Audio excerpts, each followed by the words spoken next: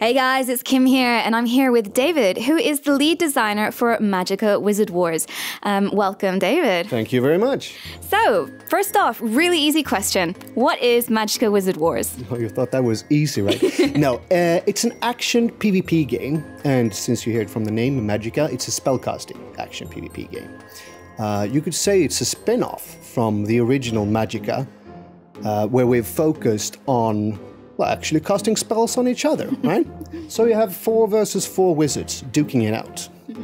It's been compared to kind of being a MOBA and that kind of thing. Would you say that's an accurate description? Nah, not really.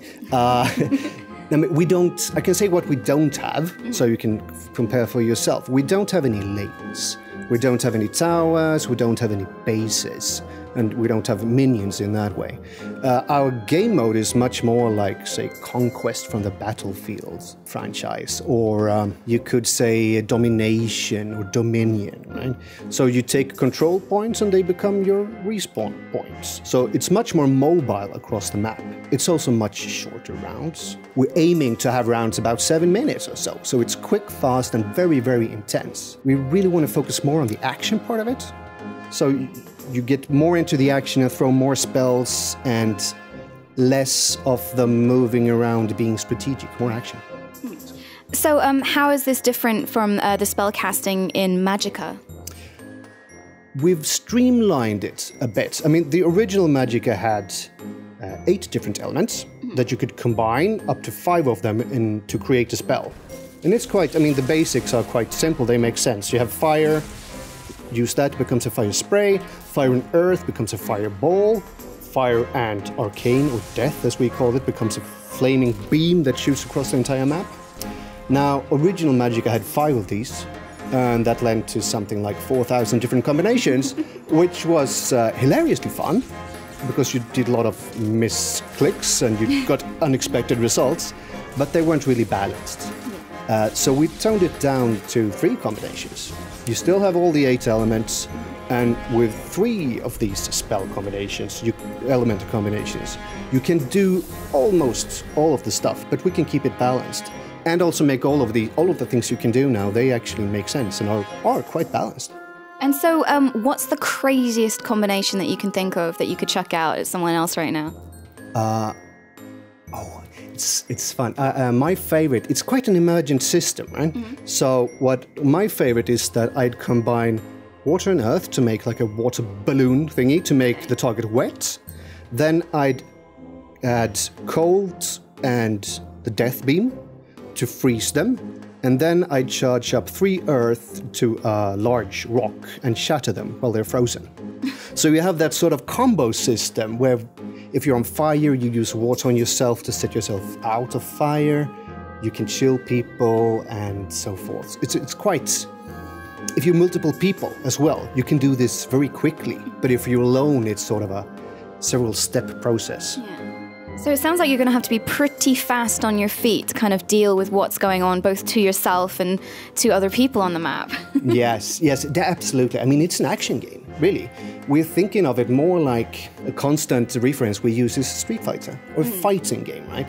Where you really have this attack, block. It's really a rock, paper, scissors system, but with 8 different elements going on at the same time. So for every action, there is a defense. And it's really up to your skill with the keyboard and the inputs to protect yourself and to attack, exploit the enemy's weakness, etc. It's not up to like the build you created before you started to play.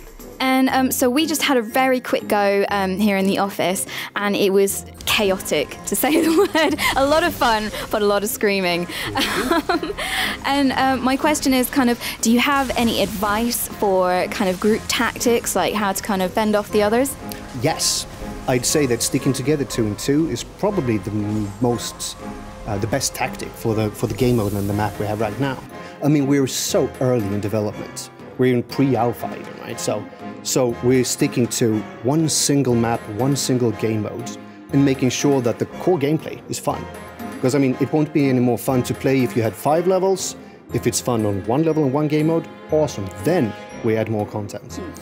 But sticking together 2 and 2 and helping each other out, both in offense, like one can do the freezing to slow down the opponent and the other guy can do the death beaming.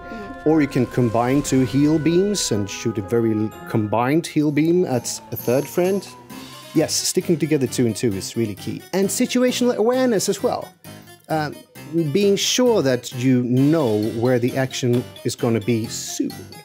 You have a little mini-map and you see if the enemy, the other team, is taking over one of these control points. Then you know you need to go there and get it back really fast. As well as having the 8 elemental powers, I also noticed that there were 4 kind of super special, awesome powers. Can you tell me a bit more about those? Yes, we call them magics. And they're exactly what you say. They are super special abilities. You unlock them, very similar again to like the super bar, how it works in Street Fighter. Over time and by doing things, you gain super meter power, and the more you get, the more powerful special abilities you can use. We have 4 right now. The first one is Haste, makes you run really fast, good for escaping things or getting to a spawn point quickly. The second one is Revive. That means you can revive dead friends or foes. It's friendly fire in the game, right? Then we have Summon Death. Summons the Grim Reaper, who chases you across the map and chops you down. And the fourth one, if you save up all your superpower, is a Meteor Strike. That sort of, well, it kills everybody on the screen, basically. So, no, I mean, if you're successful with it, you can wipe out an entire team, and most of your team as well. And you can also fail miserably with it, so it doesn't really do any damage. So it's all down to skill, using it at the correct time. Okay. And in addition to kind of like the 4v4, I noticed that I picked up a couple of minions along the way once I hit one of the spawn points. Can you tell me a little bit more about those guys?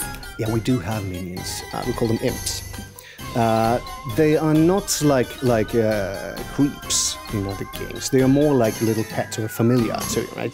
So you'll have one when you die and respawn. There's not much of a punishment when you die, really. It doesn't really matter that much. You just want to get back into the action. So to make that process even easier, you get a little pet that follows you around. He'll run and attack the enemies he sees. So you can use him as a bit of a distraction, a bit of meat shield, and it does pack quite a punch as well. So if you're overwhelmed by a couple of these minions, yeah, you'll be in trouble. When you take over one of these control points as well, we spawn a couple of these minions as like base defenders. So they hang around the base and to make sure that it isn't, you just can't go in and take it directly. You need to get some fighting done there as well, even if there are no other players around. Before we started the game as well, we all had a quick look at some of the gear that we could equip, some of the robes and the rings and weapons and that kind of thing.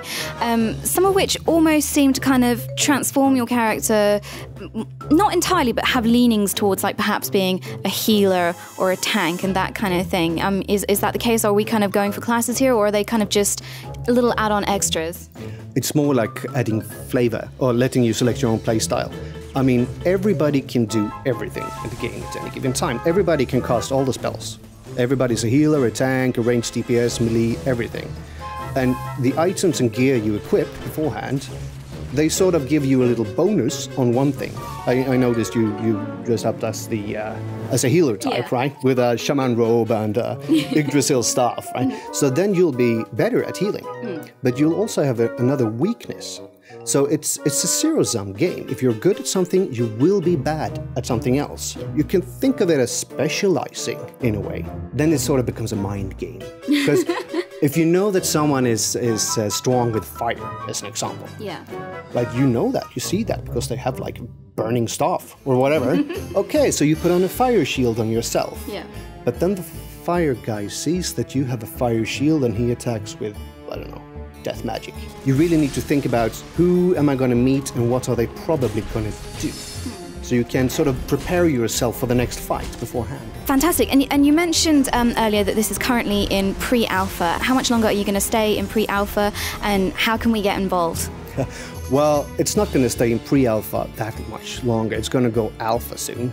And the easiest way to get involved, because I mean, we really want the community to get involved in this, because we don't want to present players with a game that we have decided exactly how everything should be. There are some very, very skilled Magicka players out there already, And also things that we might not think about, things that might be hilarious and fit the Magicka IP perfectly, right? We want to get that in the game. So sign up for now. It's on wizardwars.com. You can sign up for the alpha. Anyone who gets in there will get access to the beta. It's a queue system. We'll start really, really small. Because one of the issues with the original Magicka was that its network code wasn't the very best. Right? There were some problems with it. And we really want to have a strong online experience. It's an online-only game, right? It needs to be really good. So we're going to start small with a small amount of players and then scale up as we learn how people play and how we can give the players a great online experience. Okay, fantastic. And so I'm about to go and do a bit of a rumble with Simon, Lewis, Shin, and a few of the other Yogscasters. So can you give me any like tips, any kind of like super secret codes or anything like that that could help me out? You know, a little secret weapon. There's a triple combo. If you first spray water on the enemies, right, that makes them wet. Then you can use like a frost beam or just frost spray to freeze them, and then you can triple charge up a stone. Charge it up properly all the way, and then you can release it at them and they will shatter. Fantastic. Okay, great. So yeah, like I said, I'm about to go play Wizard Wars with everyone else. You'll see more of that on the main channel later this week. But for now, thank you very much, David, and good luck with the rest of development. Thank you.